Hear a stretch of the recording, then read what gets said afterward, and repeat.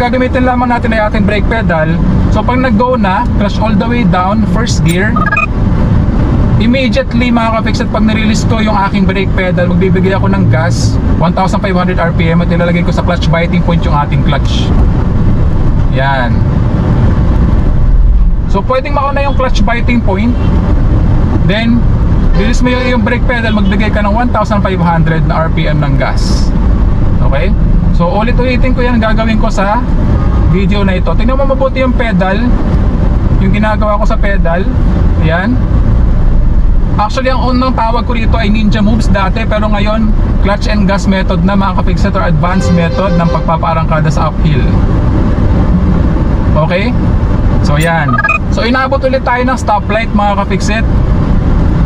Okay lang yan, at least meron pa ako ulit pagkakataon para may pakita sa'yo kung paano magpaarangkada ng sasakyan na pedal lamang yung ginagawa.